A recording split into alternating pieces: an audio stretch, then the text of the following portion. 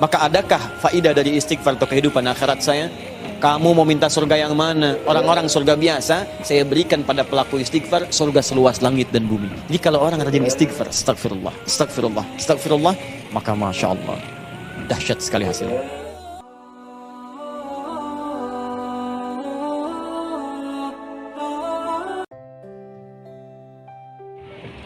Istighfar kepada Allah Subhanahu wa taala, perhatikan kalimatnya, astaghfirullah, astaghfirullah, astaghfirullah. Ini yang paling pendek. Tertuang dalam kitab-kitab hadis, di antaranya Sahih Muslim nomor hadis 591. Hadis-hadis ada yang menyampaikan dengan singkat astaghfirullah, astaghfirullah, astaghfirullah. 3 kali kemudian disebutkan. Jadi ini yang paling singkat. Istighfar kalimatnya astaghfirullah. Astaghfirullah. Berapa kali? 3 kali. Perhatikan, ini riwayat pertama. Kalau Anda menggunakan yang ini, boleh. Tapi cara memahaminya, ini yang paling singkat, paling pendek. Jadi kalau sedang buru-buru misalnya, ya Anda ingin buru-buru setelah selesai itu, sambil jalan misalnya, ingin dipercepat bacaannya, silahkan pilih yang ini yang singkat. Astaghfirullah, astaghfirullah, astaghfirullah. Paham? Kalau agak senggang, silahkan tambahkan dengan lebih luas. Astaghfirullahaladzim, astaghfirullahaladzim, astaghfirullahaladzim.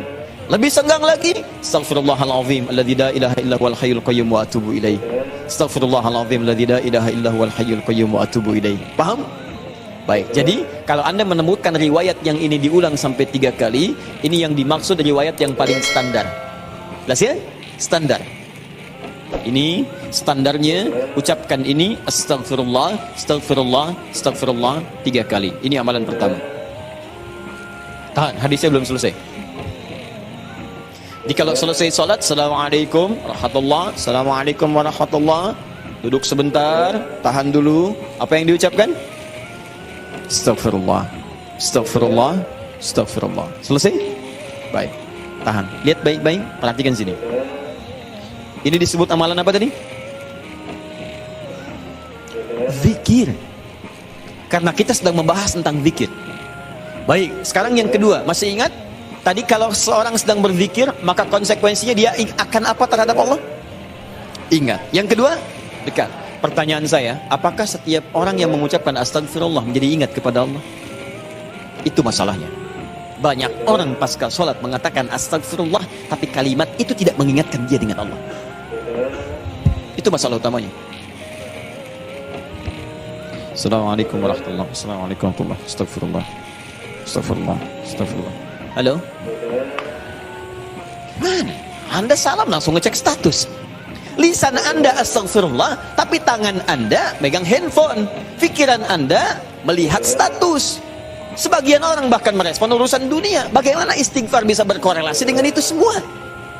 Itu masalah utamanya. Jadi semua kalimat ini ketika diucapkan bingkainya adalah zikir. Mampukah Anda mengucapkan istighfar ini yang langsung mengingatkan Anda dengan Allah Subhanahu wa taala? Ini poin besarnya. Nah, tahan. Saya berikan rahasia besar dulu di sini. Kenapa Anda mesti mengucapkan kalimat ini? Buka Al-Quran surah ke-71. Surah apa itu? Surah apa? Nuh. Bukan Al-Ma'arij. Al-Ma'arij 70. Ayat 10. Kalau mau dari ayat 9-nya sampai dengan 13. Kemudian saya kotaki ayat 10-nya. Nih, 10-nya saya kotaki di sini. Ini yang pentingnya. Awas. Nabi Nuh alaihi salam berdakwah kepada umatnya. Berapa tahun? 950 tahun. Masya Allah, 950 tahun berdakwah kepada umatnya. Bahkan dakwanya terang-terangan juga sembunyi-sembunyi, pelan dan silent. Ya, ada yang silent, ada yang terang-terangan, kencang. Ayat 9-nya, "Tsumma 'alantu lahum wa asrartu lahum israra." Aku berdakwah kepada mereka kadang terang-terangan, dengan kencang, sampaikan dengan terang. Tapi kadang juga aku sampaikan dengan pelan, dengan silent. Ada orang-orang yang memang secara pelan aku sampaikan halus, sesuai dengan tipikalnya. Ada yang langsung aku sampaikan keterangannya dengan seterang-terangnya. Tapi tahukah Anda, selama 950 tahun berdakwah itu, yang terang-terangan, yang sembunyi-sembunyi, kalimat pertama apa yang dimintakan Nabi Nuh kepada mereka? Perhatikan ayat 10-nya. Faqultu astaghfiru rabbakum innahu kana ghaffara. Rahasia pertama. Perhatikan baik-baik. Kalimat pertama yang disampaikan Nabi Nuh alaihissalam kepada kaumnya, 950 tahun. Masya Allah. Lihat baik-baik. Baik terang-terangan, baik dengan sembunyi-sembunyi, pelan-pelan ataupun jahar. Apa kalimat pertamanya? Faqultu astaghfiru rabbakum. Aku katakan pada mereka, istighfar kepada Rabb. Istighfar, istighfar. Ini. Nah, ketika Nabi Nuh mengatakan istighfar pada Rabbmu, istighfar pada Rabbmu, apakah kalimat Qur'annya berhenti sampai sini? Tidak. Teruskan ayatnya. Innahu kana ghaffara. Rahasia istighfar yang pertama, satu, Allah akan turunkan minimal sifat ghaffar kepada hambanya. Nanti kita lihat. Apa itu ghaffar? Belum tentu. Belum tentu. Tidak seperti yang Anda bayangkan. Allah punya sifat ghafir. Tapi kenapa yang muncul ghafar di sini? Buka Quran misalnya surah Ghafir. Fussilat surah ke-40. Ayat yang ketiga. Ghafiriz dzambi wa qabilit taubi. Allah mengampuni dosa seorang hamba. Ketika mengampuni dosa, kalimatnya menggunakan ghafir. Ghafirun, ghafiriz dzambi. Tapi kenapa Nabi Nuh menyebut dengan kalimat ghafar? Faqultu istaghfir rabbakum innahu kana ghaffara. Kenapa ghafar bukan ghafir? Satu. Nih. Dua, teruskan ayatnya, ayat 11. Yursilis samaa 'alaikum midrara. Dua. Orang yang sering istighfar, istighfar, istighfar, istighfar, maka Allah akan turunkan keberkahan lewat curah hujan yang lebat. Curah hujan, hujan yang berkah. Masya Allah. Ada hujan membawa berkah, ada hujan membawa? Bukan. Bukan, hujan tidak pernah menginginkan banjir. Hujan itu hanya membawa air. Baik, yang bikin banjir itu Anda yang tidak bisa mengatur airnya. Itu persoalannya. Jalur air dibuat bangunan. Air itu kan sederhana, dia hanya mencari tempatnya, dia meresap sesuai dengan tempatnya. Cuman Anda tidak menempatkan air sesuai dengan tempatnya. Itu masalahnya. Tapi ini beda. Ketika turun, airnya membawa keberkahan dalam kehidupan. Itu lain. Itu lain. Nanti saya berikan rahasia setelah ini. 3. Teruskan. Wa yumdidkum bi amwalin wa banina. Masya Allah. Ya istighfar, istighfar, istighfar. Ketika kamu istighfarnya benar kepada Allah, wa yumdidkum bi amwalin, maka Allah akan melimpah ruahkan harta benda Anda. Meluaskan harta. Banyak. Amwal bukan mal. Wa banina, bahkan keturunan. Teruskan. 1, 2, 3, 4 keturunan. Allahu Akbar. Lihat faedah istighfar. 5. Wa yaj'al lakum jannatin. Dan Allah akan limpahkan kepadamu kebun-kebun yang indah. Awas jangan dilihat kebunnya. Karena kalau Anda lihat orang-orang Arab pada saat itu, mereka emas sudah banyak, Bu. Emas banyak, walaupun masih banyak di Indonesia. Ada Mas Asep, Mas Johar, Mas Sodia. Ya, tapi wujudnya beda, ya, wujudnya beda. Di sana emas banyak, perak banyak, bangunan megah. Tapi yang mereka belum dapatkan itu adalah kenikmatan pemandangan yang elok. Kebun-kebun, ya, isinya ada anggur, bawahnya kemudian ada sungai-sungai. Karena itu orang yang paling kaya di masa-masa dulu, di kalangan-kalangan Arab, adalah orang yang memiliki kebun-kebun yang indah. Kalau cuma emas, yang lain punya. Abu Jahal tuh nggak bangga dengan emasnya.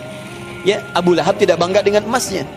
Apa yang mereka banggakan adalah kedudukan dalam kehidupan dan harta-harta yang seperti yang digambarkan. Tapi semua itu tidak mampu menjadikan mereka sebagai hamba di hadapan Allah Subhanahu wa taala. Poin yang paling besar, kalau disebutkan jannat dalam arti kebun-kebun dalam urusan dunia, itu maksudnya kenyamanan hidup. 5. Kenyamanan atau kemapanan hidup.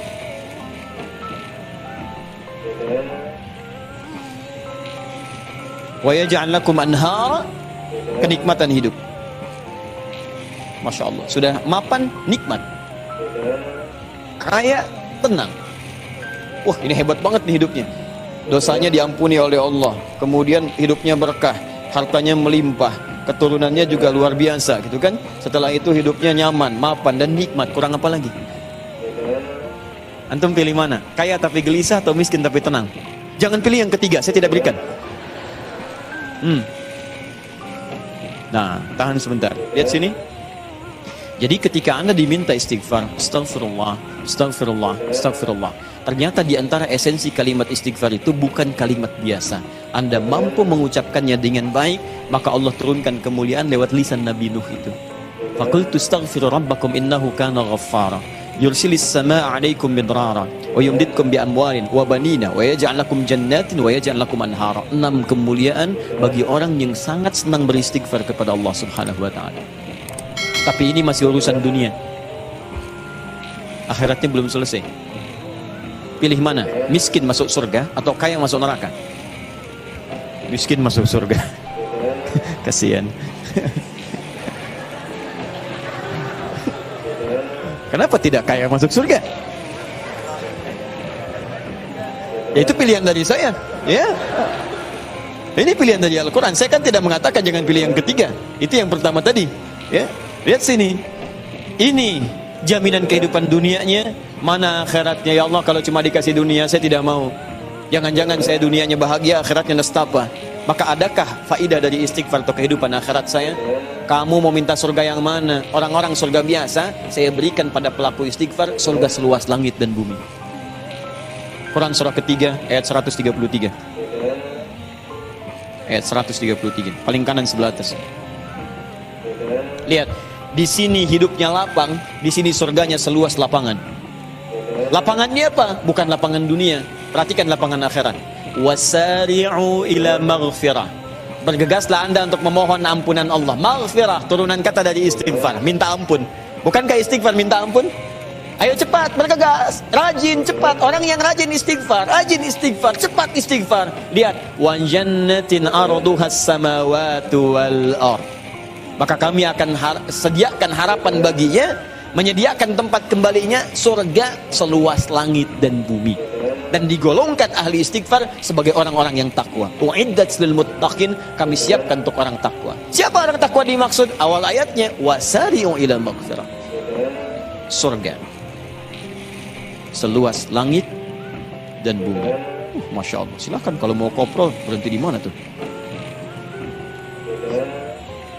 Ya.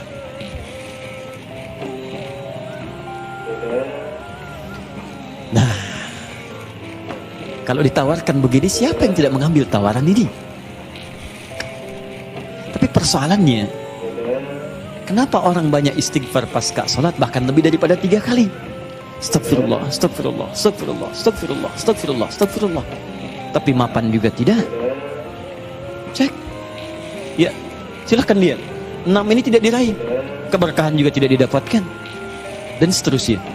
Bahkan kemarin di Bekasi itu ada yang terlihat, kami lihat di CCTV itu. Khusyuk pasca sholat. Oh, kayak orang menangis. Astagfirullah, astagfirullah, astagfirullah. Sudah tenang, lihat kanan kiri, tas orang dirogok begini. Kok bisa tuh? Astagfirullah lagi ibu juga. Ya? Apa yang salah? Ya, sekarang mari kita lihat bagaimana beristighfar seperti ini untuk mendapatkan kemuliaan-kemuliaan ini, dan bagaimana cara istighfar dengan berzikir pada Allah Subhanahu wa taala. Frame terbesarnya, frame-nya dalam amalan ini disebut dengan zikir. Ingat tadi telah disebutkan di awal. Zikir itu mesti mampu mengingatkan kita dengan Allah, juga membuat hubungan kita lebih dekat dengannya. Nah, sekarang fokus. Di antara amalan zikir pasca salat adalah istighfar. Dengan mengucapkan kalimat paling singkat, astagfirullah, astagfirullah, astagfirullah. Sekarang kita bedah dulu isi kalimatnya. Ini astagfirullah. Dalam ilmu saraf, kalimat astagfirullah ini dibagi ke dalam 3 bagian. Satu, ada awalan menggunakan kata ista begini. Kemudian ditambah dengan akar kata ghafara. Kemudian ditambah terakhir objek harapannya kepada Allah Subhanahu wa taala. Sekarang fokus baik-baik. Ista dalam ilmu saraf itu fungsinya untuk menunjukkan salah satunya, menunjukkan pada permohonan, meminta sesuatu. Ghafara, ampunan, meminta ampunan menggunakan istaghfara. Istighfar itu kata kerjanya, istighfar keadaannya, kata benda atau sifatnya. Jadi kalau ini menunjukkan permintaan atau permohonan, kemudian apa yang diminta? Ghafara, ampunan dari Allah Subhanahu wa taala. Tapi persoalannya dalam bahasa syariat tidak pernah ada kalimat ghafara, yaitu ampunan, kecuali disandingkan atau dilawankan kepada dosa. Ini poinnya. Jadi kalau Anda minta ampunan, Anda harus merasakan apa yang mau diampuni. Dia orang itu mustahil minta ampun kalau tidak ada yang mau diampuni. Paham? Ada seorang ngambil barang, tiba-tiba dipukulin orang lain, mengatakan ampun, ampun, ampun. Kenapa minta ampun? Untuk dihentikan pukulannya. Kenapa dipukul? Karena pernah berbuat salah. Bahasa singkatnya, jika Anda memohon ghufran kepada Allah, ampunan kepada Allah, itu artinya Anda telah berbuat kesalahan atau dosa dalam kehidupan. Jelas? Dosa dalam bahasa Arab disebut dengan dzambun namanya. Dzambun. Kalau dia banyak disebut dengan dzunubun. Dzunubun. Dzunub. Kalau dosanya satu saja, dzambun, maka Allah menurunkan sifat untuk mengampuni satu dosa ini. Anda sebut namanya, minta kepada Allah, maka berpeluang mendapatkan ampunan dari Allah. Apa namanya? Ghafir. Sifat Allah yang mengampuni satu dosa. Ghafir. Turun Quran surah Ghafir, ya, surah ke-40 itu. Ayat ketiganya, Ghafiriz dzambi. Kata ghafir dipasangkan dengan dzambun. Ghafiriz dzambi wa qabilit taubi. Ketika Anda ingin minta ampun kepada Allah satu dosa, berbuat dosa, astaghfirullah ya Allah, ampuni saya Allah. Allah turunkan sifatnya ghafir, saya ampuni kamu, saya terima taubatmu. Paham? Tapi ketika dosa Anda berlipat, banyak dosa, mata berdosa, telinga berdosa, lisan berdosa, sampai ke kaki berdosa, maka bukan dzambun namanya, tapi dzunubun. Sifat Allah yang mengampuni aneka dosa dan tidak membiarkan hambanya larut dalam dosa, maka turunlah kemudian yang kedua disebut dengan Ghaffar namanya. Ghaffarun. Maka istighfar ketika Anda mohonkan kepada Allah, dahsyatnya bukan menurunkan sifat yang pertama Ghafir, tapi menurunkan sifat yang kedua Ghaffar. Pertanyaan saya, siapa yang dosanya cuma satu sampai hari ini? Boleh angkat tangan? Ayo, saya pulang. Anda lebih layak kalau cuma satu dosa, lebih layak memberikan tausiah dibanding Adi Hidayat yang banyak dosa. Siapa yang sampai hari ini banyak dosanya? Tidak perlu angkat tangan, saya tahu. Baik. Nah, karena kita merasa banyak dosa, kita merasa banyak berbuat kesalahan, maka bagaimana mungkin kesalahan itu bisa mengantarkan pada cita-cita yang kita harapkan? Baik, saya tanya kepada Anda semua. Misal, mohon maaf teman-teman sekalian, berkah itu terkait erat dengan kemuliaan, mulia, taat. Tidak akan bersanding dengan maksiat. Karena maksiat itu diantara cara memutus pintu rizki dalam hal yang berkah itu maksiat. Jadi kalau seseorang itu berbuat maksiat, keberkahan pada rizki tidak akan datang.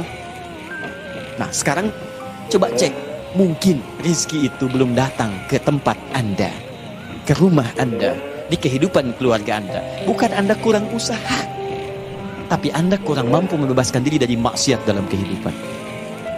Ini poinnya.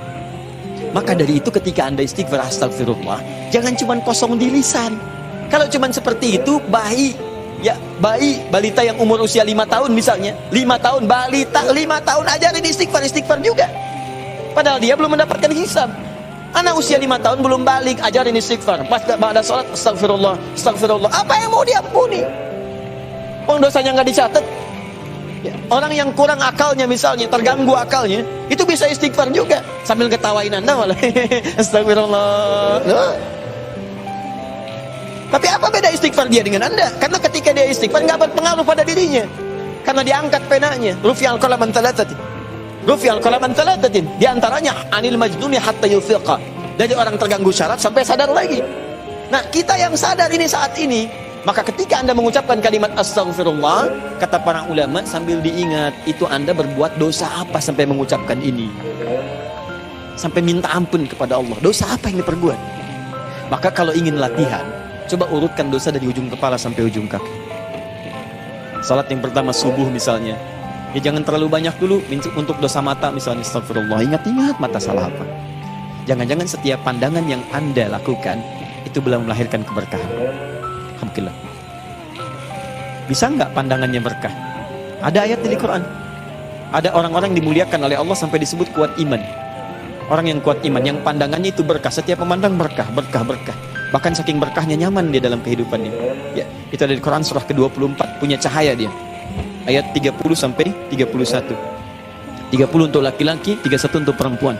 Wa qul lil mu'minina yaghuddu min absarihim. Katakan pada perempuan laki-laki beriman, setiap lelaki beriman, perhatikan, palingkan pandangannya dari yang tidak baik. Jadi kalau orang zikirnya benar, itu dia akan berpaling dari yang tidak baik. Otomatis Pak, Bu, otomatis. Bahkan yang mirip-mirip pun dengan apa yang ia punya, belum tentu kemudian ia pandang dengan berlama-lama. Jadi teman-teman sekalian, itu pandangan. Coba berapa kali dalam sehari memandang yang tidak benar? TV, handphone, gambar-gambar, itu kan? Dan seterusnya, baru keluar, memandang dengan cara yang tidak layak. Sama perempuan juga begitu, bukan kayak 31 untuk perempuan. Wa qul lil mu'minati yaghdudna min absarihinna. Katakan pada perempuan-perempuan yang beriman, awas hati-hati, perempuan-perempuan yang beriman. Artinya kalau pandangan tidak dijaga, menunjukkan imannya lemah. Ya, berapa kali ibu banyak memandang hal-hal yang tidak benar. Ya, berapa kali pandangannya melahirkan nafsu. Pandangan di mall dibawa sampai ke rumah. Nah, jadi ketika Anda istighfar, sambil diingat dosanya. Astagfirullah, astagfirullah, mata. Terus masuk ke lisan, astagfirullah ya Allah. Mungkin dengan lisan ini, maaf orang tua saya pernah menangis. Dengan lisan ini pasangan saya pernah bersedih. Dengan lisan ini tetangga saya pernah kabur dari saya. Dengan lisan ini anak saya pernah menjerit. Dengan lisan ini ya Allah barangkali itu yang menghambat keberkahan dalam kehidupan saya. Astagfirullah, astagfirullah, astagfirullah. Setelah itu dosa Anda, setelah tuntas sampai dengan ujung kaki, dosa Anda pada orang tua, suami kepada istri, istri kepada suami. Bagaimana kadang-kadang tidak baik dalam kehidupan rumah tangga, kepada anak-anak, kepada tetangga. Barangkali, mohon maaf, hal-hal itu yang menghambat pintu kemuliaan dalam bahkan urusan dunia ini yang belum turun. Nah, kalau sudah semua sekat dibuka, semua akan turun. Masih ingat tadi? Lihat di Quran surah 3 ayat 133. Teman-teman masih ingat tidak? Surga yang ahli istighfar ini disediakan untuk orang apa? Takwa kan? Jadi kalimat takwa ketika disebutkan di ayat ini, uiddat lil muttaqin, disediakan bagi orang takwa. Bukankah dimulai awalnya dengan istighfar? Sekarang saya tunjukkan kepada Anda. Kita buat persamaan. Lihat sini, kita buat persamaan. Istighfar adalah sama dengan amalan ahli takwa. Takwa bisa mengantarkan ke surga. Tapi Anda jangan lupakan bahwa takwa pun membuka semua pintu keberkahan urusan dunia dari langit dan bumi. Takwa persamaannya berkah langit dan bumi. Dari mana mendapatkan persamaan ini? Di Quran surah ke-7, teman-teman sekalian, ayat 96. Walau anna ahlal qura amanu wattaqau la fatahna 'alaihim barakatin minas sama'i wal ardh. Kalaulah kemudian ada orang-orang beriman, ahli takwa, bertakwa kepada Allah, bahkan satu komplek bertakwa, satu kampung bertakwa, kami buka semua pintu keberkahan di langit dan di bumi. Semua pintu keberkahan. Jadi kalau Allah sudah buka dari manapun dan dimanapun Anda beraktivitas, akan mudah dan nyaman Anda beraktivitas. Di rumah pintu berkah dibuka, nyaman. Di kantor dibuka, nyaman. Di kehidupan sosial dibuka, nyaman. Jadi kalau orang rajin istighfar, astagfirullah, astagfirullah, astagfirullah, maka Masya Allah, dahsyat sekali hasilnya.